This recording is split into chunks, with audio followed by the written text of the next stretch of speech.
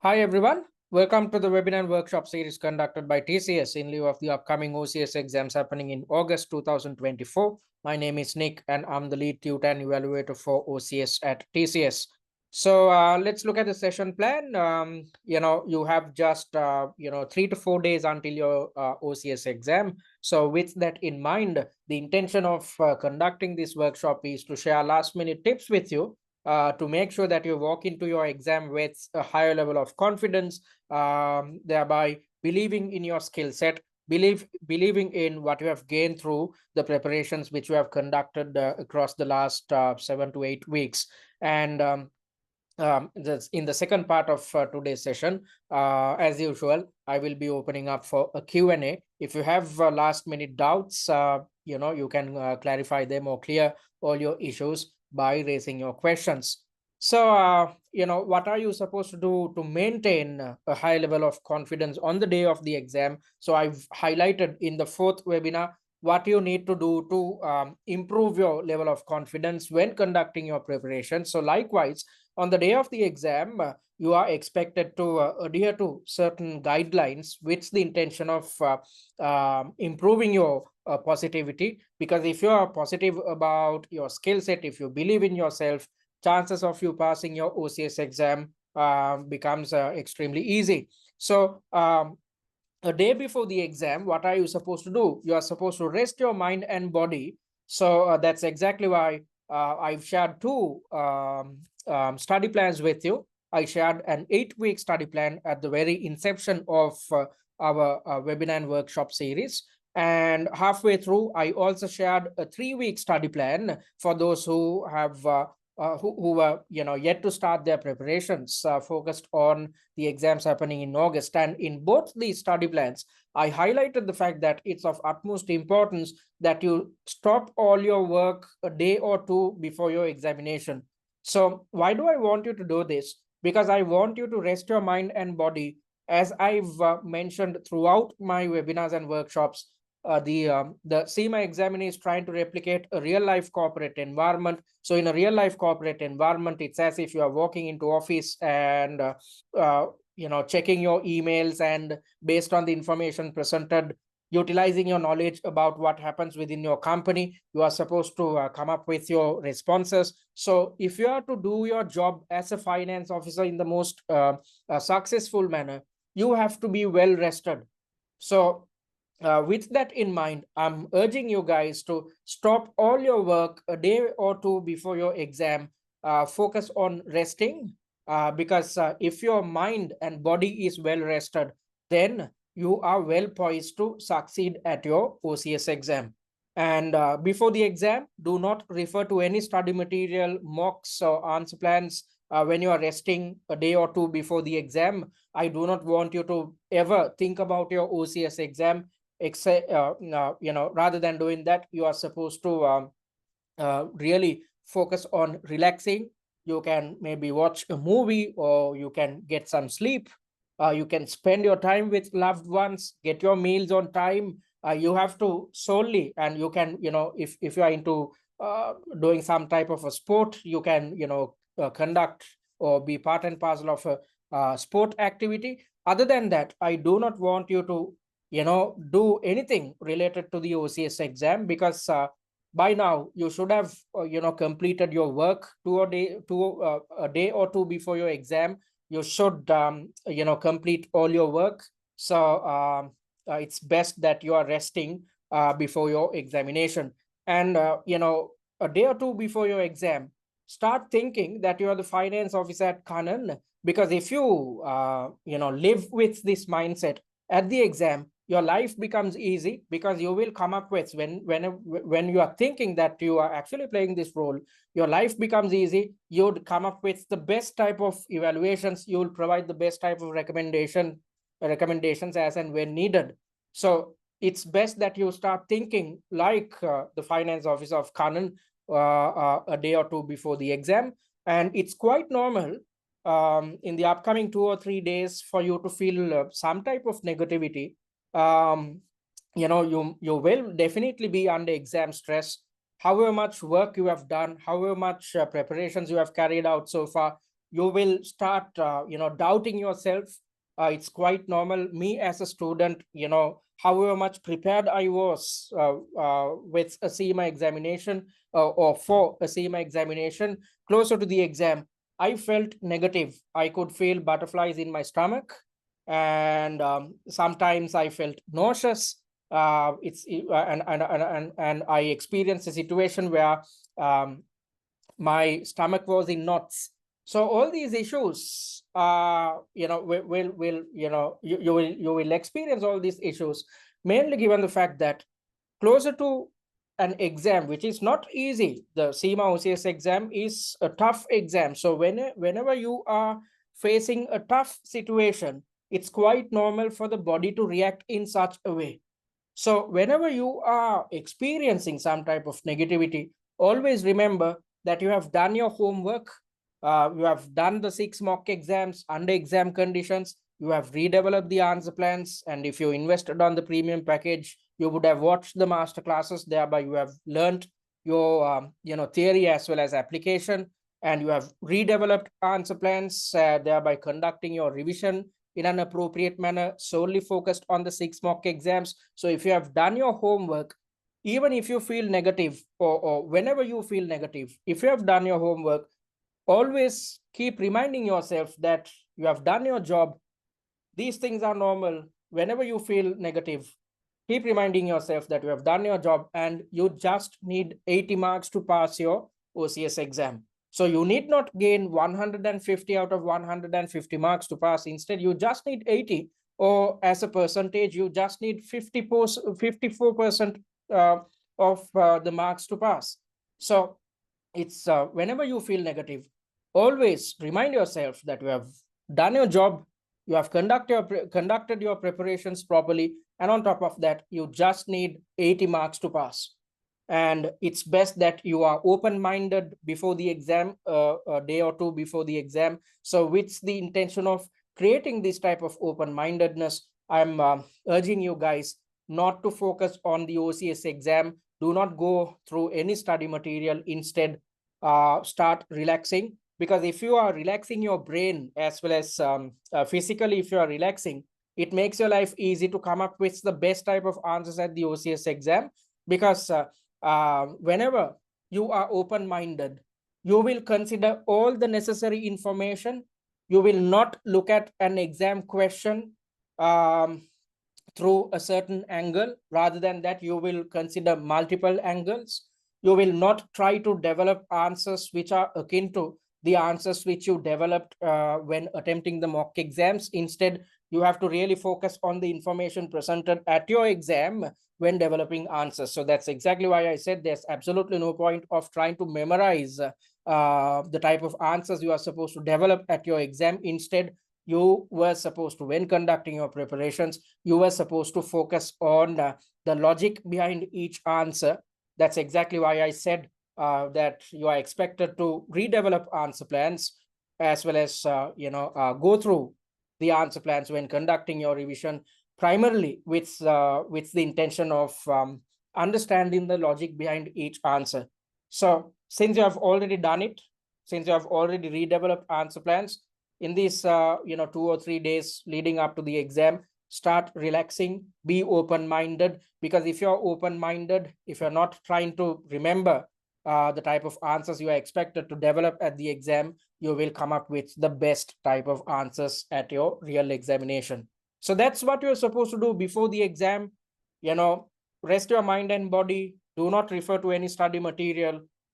Think that you are actually the finance officer at Kanann. And whenever you feel negative, remind yourself that you have done your homework and you just need 80 marks to pass. If you practice these things, you will achieve a high level of open-mindedness, and this type of open-mindedness will ensure success at your OCS exam. And during the exam, just assume that you are attempting your real exam. What are you expected to do during the exam to maintain the same level of confidence? So simply stick to the exam technique routine which we have practiced across the 6 mock exams so far. So as per our exam technique routine, you are supposed to allocate 5 minutes to read through the scenario.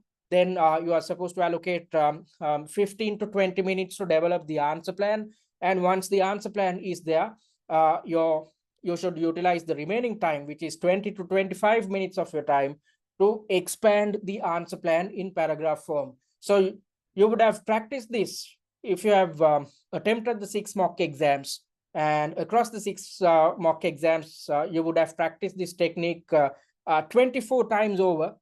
And because you have practiced these techniques 24 times over, you will definitely get it right at your real exam. So the best way to manage stress, as well as the best way to be confident at your exam, is to stick to the exam technique routine, because as per our exam technique routine, you are specifically spending some time to develop the answer plan, or you are spending time to plan out your answer. And once an answer plan is there, you're actually taking a rest, because when it comes to expanding the answer plan in paragraph form, you are not expected to think anymore. Instead, it's just a matter of you know expanding what appears within your answer plan. So if you have practiced these techniques, you will definitely get it right at your exam. And sticking to this technique is the best way to come up with the most appropriate type of answers, and at the same time to manage your exam stress.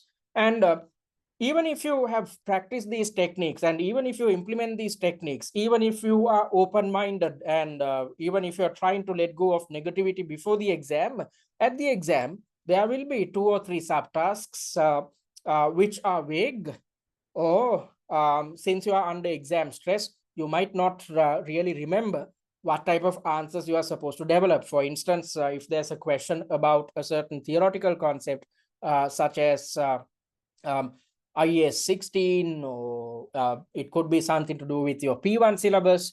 Although you would have seen a question like that when attempting the mock exams, you might not remember how to interpret, or how to utilize your theory knowledge when developing your answers.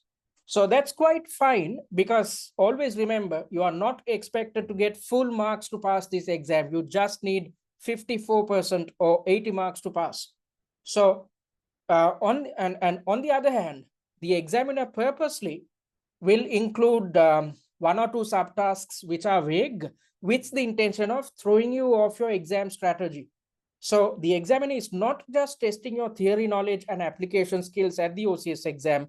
The examiner goes a step further and tries to figure out whether you have the capability of managing exam stress, because as a finance officer, you should have the capability to manage your stress levels. If not, you do not deserve to pass this exam. You do not deserve to work in a real life corporate environment as a finance officer if you are not capable of managing your stress. So the examiner is, as I mentioned earlier, on top of testing your theory knowledge and application, the examiner is also trying to figure out whether you are capable of managing stress. With that in mind, the examiner will include 1 or 2 subtasks which are quite hard or which are vague, and do not get faced with these type of subtasks. Instead, whenever you are experiencing some type of stress, I've taught you what you need to do. I highlighted these things in the 4th webinar. The best approach is to calm your nerves by drinking some water, because when you hydrate yourself, uh, it's as if you are refreshing your nerves. It's as if you are trying to be calm and composed by drinking some water. However, if you're attempting the exam at home, you cannot drink water, because you cannot keep a water bottle with you. And on top of that, in certain exam halls, the invigilator will not allow you to have access to a water bottle. So if you don't have access to water, still you know what to do to overcome exam stress at your real examination. I highlighted these things in the 4th webinar. You are supposed to close your eyes and breathe for 2 minutes. And when breathing, you are supposed to focus on the tip of your nose. When inhaling, because you are supposed to inhale through your nose and exhale through your mouth. And when inhaling, you have to focus on the tip of your nose and feel the air coming into your system, as well as when you are exhaling, focus on the tip of your lips, thereby feeling the air leaving your system. So by doing this, why are you supposed to do this? As mentioned in the fourth webinar, you are doing this to switch off a certain part of your brain, which is known as the amygdala. So whenever you are supposed to come up with the best type of decisions, you are supposed to utilize your prefrontal cortex or the front part of your brain. So whenever human beings are supposed to come up with rational decisions, then it's best that we utilize our prefrontal cortex. However, whenever human beings are exposed to some type of stress, brain functions will shift from the prefrontal cortex to a small part of our brain, which is known as the amygdala, which gives out the flight or fight response. So whenever you are experiencing a fight or flight response, you will forget about the answering technique, the time management technique, which you are supposed to adhere to at your exam. Instead, your brain is asking you to finish off the exam as fast as possible, with the intention of getting you away from a stressful situation.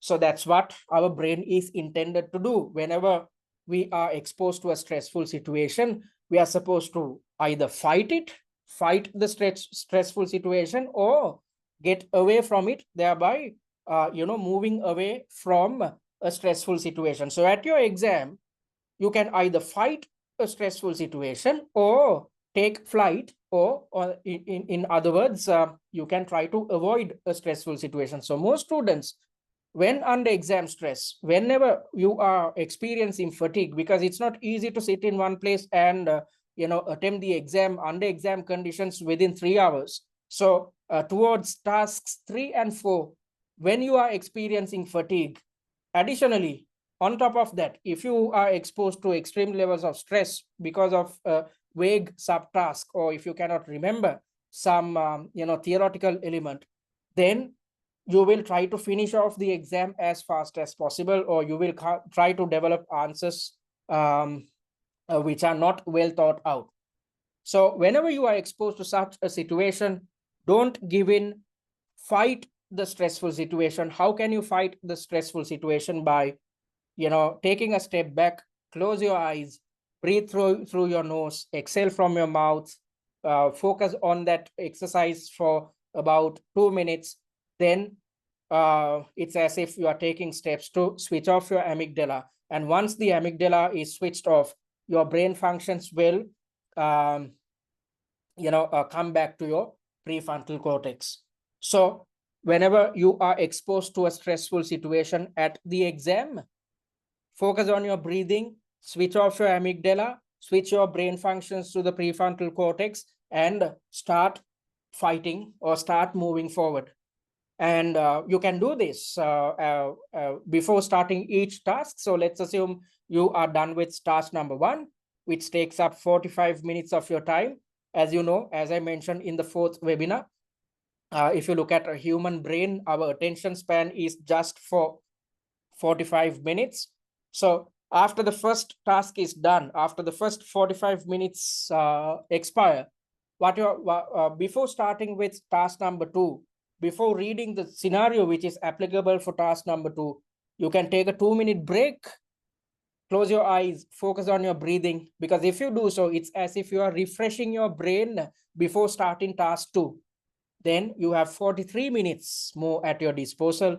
After you are done with task number 2, before reading through the scenario which is applicable for task 3, again, take a break for 2 minutes, refresh your brain, and start going through the question and developing answers for task number 3. So likewise, when you are taking a 2-minute break every 45 minutes, you are taking steps to refresh your brain. You are taking steps to shift your focus, your brain's focus from the amygdala to the prefrontal cortex. If so, you will come up with the best type of answers, and you will handle exam stress without any issue. So I highlighted these things previously in the fourth webinar, and I wanted you to practice these things when attempting the mock exams. So if you adhere to our guidelines which we have provided throughout the webinars and workshops, then you know what I'm talking about.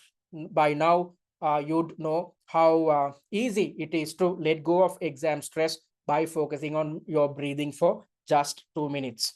And whenever you feel stressed, after focusing on your breathing, remind yourself that you have done your homework. Remind yourself that you have done 6 mock exams. You have redeveloped 6 mock exams. You have watched 20 master classes. That's enough and more activities to ensure a pass at your OCS exam. So remind yourself that you have done your homework, and always remind yourself you just need 80 marks to pass. So even if you go wrong in 2 or 3 subtasks, so if you're totally clueless about the type of answers you are expected to provide focused on 1 or 2 subtasks, you still can pass this exam if you are capable of managing your stress levels at your examination. So if you do all these things, you will, it's as if you are approaching the exam with an open mind. When you are open-minded, when you are ready for any type of question, any type of theoretical element or scenario to be tested at your exam, you will come up with the best type of answers considering the information presented at your exam within your 4 scenarios. Okay, so although I say these things, I've heard from students who are always looking at the type of variants which were tested. So let's assume you are doing your exam on Thursday. I've dealt with students who are trying to get in touch with students who attempted their exams on Tuesday and Wednesday, with the intention of understanding the type of questions and syllabus areas which were tested at their exams. There's absolutely no point of trying to predict the type of questions which can be thrown at you. There's absolutely no point of trying to gain an understanding about the variants which were tested before you attempt your exam. Because as I mentioned earlier, the CIMA examiner is trying to replicate a real-life corporate environment. So in a real-life corporate environment, you cannot predict the type of issues the company is going to face or the type of opportunities it is trying to exploit. Instead, it's best that you're open-minded and be ready for anything.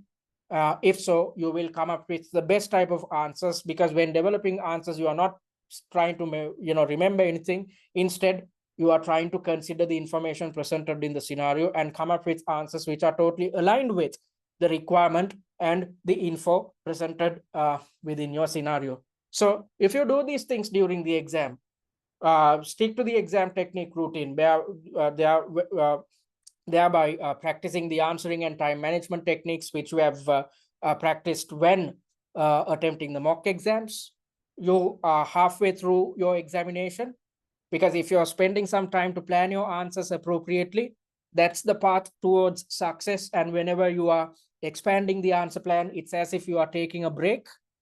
And on top of that, even after doing it, whenever you are feeling stress, especially you will feel stress towards the last 2 tasks 3 and 4, because you will experience high levels of fatigue. So whenever you are exposed to high levels of fatigue or exam stress, simply focus on your breathing and shift your brain functions from your amygdala to the prefrontal cortex. If possible, drink some water to calm your nerves, and remind yourself, whenever you feel down, remind yourself that you have done your homework and you just need 80 marks to pass. So by practicing these techniques, you are in a position to easily achieve and maintain a high level of confidence. And if you believe in your skill set as a finance officer, you are well poised to do your job in a successful manner. So if you are successful as a finance officer, you will pass this exam for sure.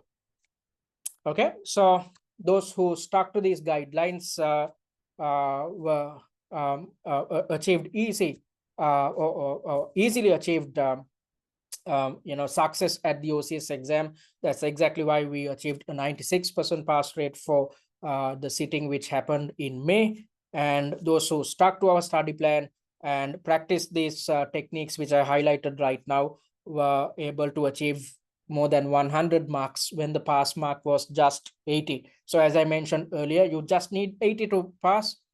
However, if you had stuck to our study plan and if you practice these techniques which I highlighted within this workshop today, then you are in a position to, even if you screw up one or two subtasks, you are in a position to achieve more than 100 marks at your real exam. So believe in yourself, and believe in the process which you have followed so far, and don't try to learn theory or refer to your study notes and whatnot solely within these last days.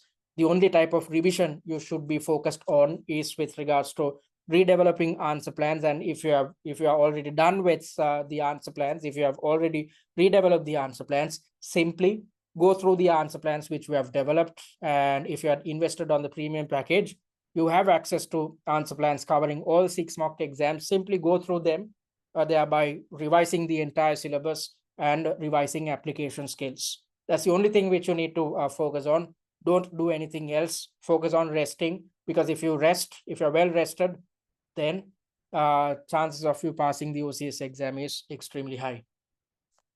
Having said that, I'm opening up for a Q&A. So if you have any questions, you can switch on your mic and talk, or drop us a message by dropping a message via the chat section. I'm going to pause the recording.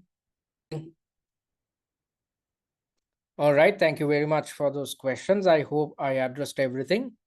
And if you want to contact us, you can do it via our website, which is www.study@tcs.com, or email us via info@study@tcs.com, or WhatsApp us on this number. And the recorded versions of these webinars and workshops are uploaded onto our YouTube handle as well as our student dashboard. And if you want to check them out, go check our YouTube handle. And on top of that, I invite you guys to go follow our TikTok handle as well, because via the TikTok handle, you will gain access to 3 videos, which is a good a mind map of the entire pre-seen document. So keep watching these 3 TikToks in the upcoming days to keep memorizing what appears within your pre-seen document, because if you do so, you need not do anything else to remember what appears within your pre-seen document. So having said that, it brings us to the end of the webinar and workshop series which we conducted in lieu of the upcoming OCS exams happening in August. I hope you gained something out of these sessions, and we have conducted 4 webinars and 4 workshops focused on the upcoming exams, thereby getting in touch with you on a weekly basis across 8 weeks. And I hope you will adhere to the guidelines which we provided. I hope you'd practice the answering and time management techniques which we highlighted at your real exam, just like how you had practiced these things when attempting your mock exams. And on top of that, I hope you will stick to the guidelines which we provided in today's workshop, as well as the 4th webinar with regards to what you need to do to build a high level of confidence. Because if you believe in your skill set as a finance officer, and if you're well rested, and if you're open-minded, then you are poised to do your job in the most successful manner. If you do your job successfully as a finance officer, you will pass the OCS exam, and you deserve to become a finance manager in the future. If so, I will see you guys at the MCS level. So all the very best. Stay positive, believe in yourself, and be open-minded. And I hope to see you guys at the next stage at the MCS level. Thank you very much, and take care.